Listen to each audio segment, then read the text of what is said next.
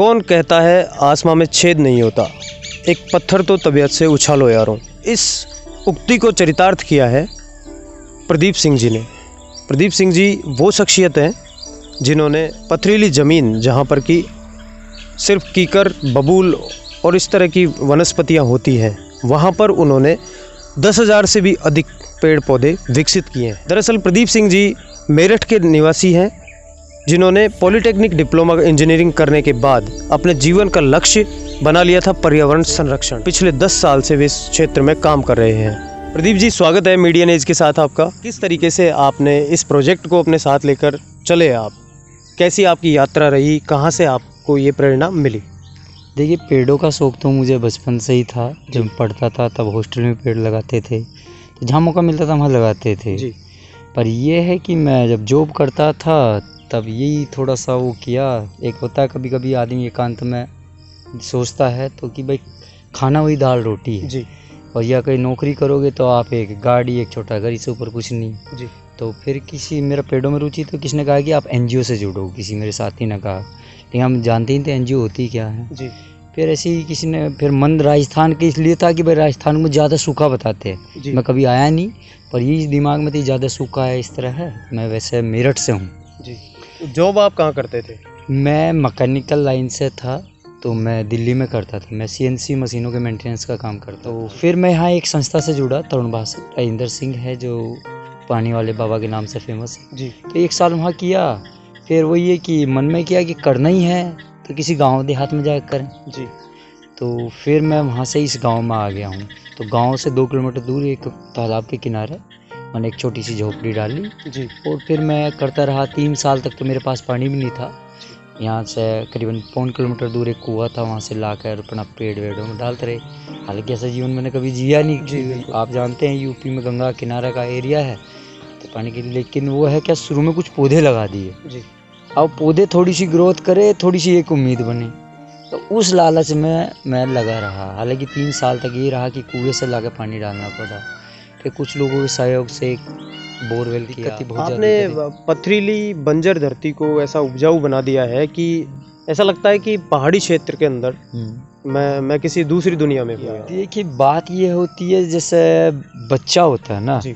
तो बच्चे की आप लगातार केयर रखेंगे कि कब बीमार है, कब उसको खाना खाना है, कब उसको पानी चाहिए। जी। तो बच्चा जब भी वो करता है, आप केयरलेस रहेंगे, वो भूखा मर रहा है, प्यासा मर रहा है, तो डेवलप नहीं होगा। तो सेम इनकी गैल है। आप हर पौधे को देखो कि वो डेवलप हो रहा है नहीं हो रहा है, उसमें पानी की कमी है या क्या कमी है। जी। तो या उसको बकरी, नील गाय कुछ और हैं वो तो नहीं खा रही हैं, तो उसके लिए कांटे बाढ़। ये खुला एरिया हमने आज तक किसी बकरी वाले को नहीं रोका, किसी गांव वाले को नहीं रखा। खुले एरिया में हर पेड़ की अलग अलग उसकी बाढ़ कांटों से करके उस पर पाड़े हैं। तो सबसे पहले कौन से पेड़ आपने लगाए? ये सबसे पहले जहाँ हम खड़े हैं इसी में ये बड़ का पेड़ था। जी। जी। ये बरगद का पेड़ है, सबसे पहले हमने ये लगाया था। जी। हाँ, उसके बाद ये सामने एक पीपल का बड़ और पीपल और बेलपत्र, आंवला और सीता अशोक। जी। जो रियल अशोक है। जी। जो हम घरों में है यहाँ पे? हाँ, यही है, मैं दिखाऊंगा। जो रियल अशोक का पेड़ है, जिसको सीता अशोक भी कहते हैं। तो रियल और फेक मतलब क्या? रियल क्या, जो हम घरों में लगते हैं वो देवदार की नस्ल का पौधा है। जी। उसको शायद कुछ और नाम होगा, लेकिन वो इससे मिलता जुलता है, इसलिए उसे अशोक के पेड़ के नाम से फेमस। ऐसे कितने पौधे आपने विकसित किए हैं? नहीं, अशोक ये एकमात्र? ये क्या, यहाँ ज़्यादा लू चलती है ना, तब थोड़ा सा ये कमज़ोर पड़ जाता है। जी। तो पहले अपने यहाँ इतना ज़्यादा डेवलप नहीं पाए, फिर आसपास थोड़े से पेड़ बढ़े तो बढ़े तो नमी बढ़ी। जी। तो उसमें फिर ये अब धीरे धीरे डेवलप हुआ है। तो ये 2 पौधे हमने इस तरह के तैयार किए हैं। जी। और प्लस यहाँ पे और भी हैं, जैसे सिंदूर का पौधा है। अपने सिंदूर हम बाजार में इस्तेमाल करते हैं, सब सिंथेटिक होता है। जी बिल्कुल। आपको मैं दिखाऊं, ये रियल, ये अशोक का उसका है सिंदूर का पौधा। जी। आप इसको इस तरह करेंगे, ये हुआ, ये सिंदूर है, ये रियल सिंदूर है जो हम इस्तेमाल करते हैं घरों में। जो वो सब सिंथेटिक होता है, केमिकलों से बना हुआ होता है। ये रियल सिंदूर है। पहले ज़माने में इसका इस्तेमाल करते थे, और जो रंग इस्तेमाल करते थे होली के, वो जो प्लास होता है, छीला भी कह देते हैं उसको, उसके फूलों से तैयार किया जाता है। तो अब आगामी किन प्रोजेक्ट्स पे आप काम कर रहे हैं? आगामी तो यही है कि हम यहाँ एक ऐसा मॉडल तैयार करना चाह रहे हैं कि जो आने वाली जनरेशन है, आप उनसे बात कीजिए तो वो 5 पौधों के भी शायद नाम ना बता पाए। बिल्कुल। यदि नाम बता दिए तो शायद पहचान ना बता पाए। मैंने मेडिकल के स्टूडेंट बात की है, कई बार आए भी हैं। यदि उनसे कहे ना कि आप 50 पौधों की पहचान बता दो तो गोल हो जाते हैं, उनको पता ही नहीं है। पढ़ रहे हैं, जानते हो 250 पौधों के नाम है, लेकिन पहचान उनको 50 पौधों की भी नहीं। बिल्कुल। तो हम चाहते हैं कि यहाँ एक ऐसा मॉडल तैयार हो जाए कि उन स्टूडेंटों के लिए भी और आने वाली जनरेशन के भी लिए भी जी। एक ये पौधों की पहचान का स्थान बन जाए। उनके गुण बहुत ज़्यादा है। तो आपको सरकारी स्तर पे भी कोई सहायता मिली या अभी- किसी प्रोजेक्ट से आप जुड़े? नहीं, अभी तक सरकारी उससे कोई मदद नहीं मिली थी, लेकिन अभी फ़िलहाल ही जो यहाँ के अलवर के सीईओ एक्शन है वो आए थे, तो उन्होंने यहाँ पे एक नर्सरी डेवलप करने, वो इतने खुश हुए कि यहाँ पे एक नर्सरी डेवलप करने का उन्होंने प्लान किया है, जी। बल्कि शुरुआत भी कर दी तो है। आप मतलब इसी गांव तक सीमित रहे या मैं आपने बाहर भी कुछ प्रयास किए हैं? नहीं, मैं ज़्यादातर इस गांव के आसपास ही सीमित रहा हूँ। कारण क्या है कि कुछ लोगों ने कि मेरे ना तो मेरे पास आर्थिक स्थिति है, ना प्लस मेरे पास इतनी बड़ी टीम है। जी। टीम के लिए देखिए आप जाते हैं, फंडिंग होती है, फंडिंग अब तक कितने तरह की वनस्पति, कितने प्रकार के पेड़ पौधे आपने विकसित किए हैं? लगभग यहाँ 150 से ज़्यादा वैरायटी के पौधे हैं। जी। इसमें औषधियाँ तो सभी होती हैं, कुछ बड़े हैं कुछ छोटे हैं। जी। इसमें मुख्य हेड, बेड़ा, आंवला, रीठा, बालम, कीरा, अर्जुन, ये तो बड़े वृक्षों में है। छोटों में आप सफ़ेद मूसली है, पत्थर चीटा है, ग्वारपाठा है, और सुदर्शन है, नागदून है, और लेमन ग्रास है, स्टीविया है, 5-6 तरह की तुलसा हैं। जी। ये कौन सा पेड़ है जो जिसका तना भी हरा ही इसको है? कपोल कहते हैं, कपोल कह दो या सफ़ेद सेमल कह दो। जी। ये सेमल की एक तरह की वैरायटी है, पर इसमें कांटे नहीं होते, थोड़ा सोपीस है। जैसे हम ये बड़ के पौधे हैं, तो ये बड़ के पौधे हम लोगों के लिए तैयार करते हैं कि ज़्यादातर हम ये मंदिर और स्कूल या शमशान घाट के लिए ही करते हैं। बस इस बार हम कुछ बांस के भी तैयार किए हैं कि बांस क्या एक गांव की रिक्वायरमेंट होती है। लोग अपनी छप्पर बना लेते हैं, बकरियों के लिए बना लेते हैं। जी।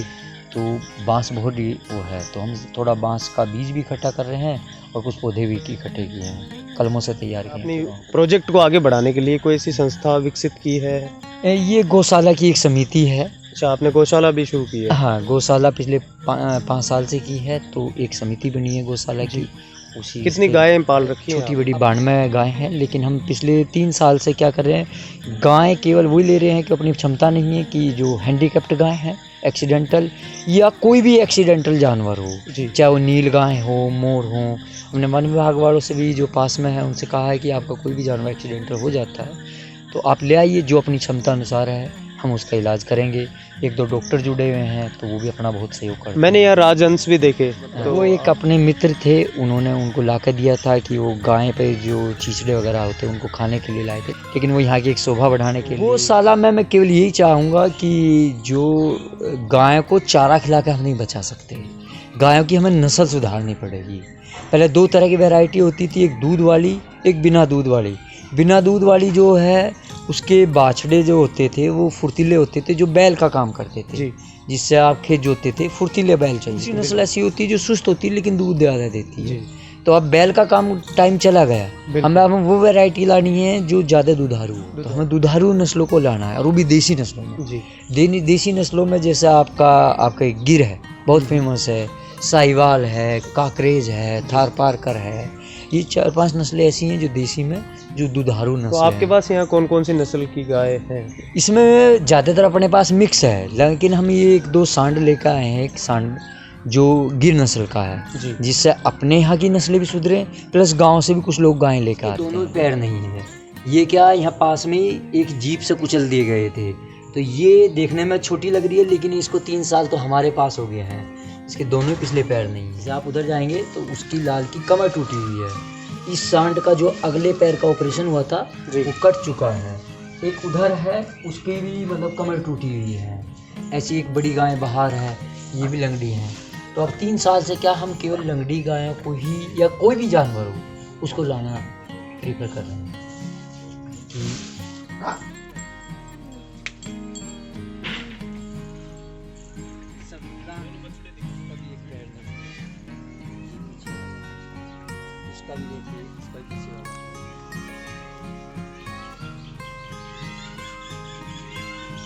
ये नील गाय है। ये क्या, इसका पिछले पैर में चोट लग गई थी, तो इसको वन विभाग वाले ले आए थे। तो जब से यहीं रहती है, कहीं जाती नहीं, हम बाहर निकाल देते हैं, जंगल में घूम आती है, फिर यहीं के खाने वगैरह का प्रबंध कैसे? जन सहयोग से तो क्या जन सहयोग पूरा हो पाता है अच्छी तरीके से? पहले नहीं होते थे, लेकिन पिछले 1-1.5 साल से जो है लगभग पूरा हो रहा है। पहले बड़ी कठिनाई रहती थी चारा लाने में और इनके लिए अनाज इकट्ठा। बचपन में पोलियो का असर था, ये घूमे हुए थे, लेकिन घर परिवार ने थोड़ी सी केयर की और इनको सीधा कर दिया। अब थोड़ी प्रॉब्लम ये है कि इनमें ब्लड सर्कुलेशन कम है जी, तो इसलिए मेरा भी एक नासूर भी बन रहा है कई साल से जी। शुरुआती स्तर पे आर्थिक रूप से कैसे मैनेज किया? आर्थिक आपको कौन सहयोग करता था? जी, इसमें मेरे 1-2 साथी थे और मेरी बहन थी। क्या घर वालों का, रिश्तेदारों का ऐसा कोई दबाव? हाँ, उनका दबाव। अच्छा काम सब चाहते हैं कि सब पौधे लगाएं, लेकिन उनका घर में कोई भी नौकरी छोड़कर पौधा लगाने चल जाए, ये कोई नहीं चाहता। तो वो थोड़ी रही, लेकिन अब माँ बाप भी थोड़ा वो समझे हैं, वो भी मुझे सपोर्ट करते हैं। आप युवाओं से और इस समाज से कुछ कहना चाहेंगे कि पर्यावरण के क्षेत्र में वो कैसे काम करें? मैं तो सभी से यही कहता हूँ कि अपनी ज़िंदगी में कम से कम एक पौधा लगाएं। लेकिन होता क्या है कि अभी बात करते हैं कि लोगों के पास टाइम नहीं है, जगह नहीं है, तो वो कुछ ऐसे लोगों को देखे जो गांव देहात में पेड़ पौधों से जुड़े रहते हैं, या कोई एनजीओ हो जो वाकई विश्वास लायक हो, तो उनके थ्रू एक पेड़ खुद लगाएं और उसका खुद लगाएं, और उसके लिए जो भी एनजीओ है या गांव वाला है उसको थोड़ा सपोर्ट करें कि भाई हम तुम्हें साल का 1000 रुपये देंगे, आप इस पेड़ को पानी दो, उसको पालो। तो मेरे ख्याल से कोई भी गांव देहात का बंदा एक पेड़ जरूर पाल लेगा। आपके लिए 1000 साल के कोई वैल्यू नहीं रखते, 100 रुपये भी महीना मन नहीं पड़ता, लेकिन आपकी वजह से एक बर्ड या पीपल का पौधा जिसमें हजारों पक्षी आवाज करेंगे जी, और उसका फल खाएंगे। और जैसे बर्ड है, बर्ड की तो कोई ना साइज लिमिट है ना एज लिमिट है, लेकिन आप उस व्यक्ति से और दूसरे नया पौधा लगवाओ। मैं कहता हूँ जिनके पास पैसा है तो इस माध्यम से लगवाएं जी, बिल्कुल। हाँ, और लेकिन उसको केयर आप रखो। यदि आप उससे जुड़े रहेंगे तो एक आपके मन में एक भावना पैदा होगी पेड़ों के प्रति जी, एक जुड़ाव बनेगा आपका प्रकृति से। तो आप एक पल जाएगा तो आपको 10 पालोगे।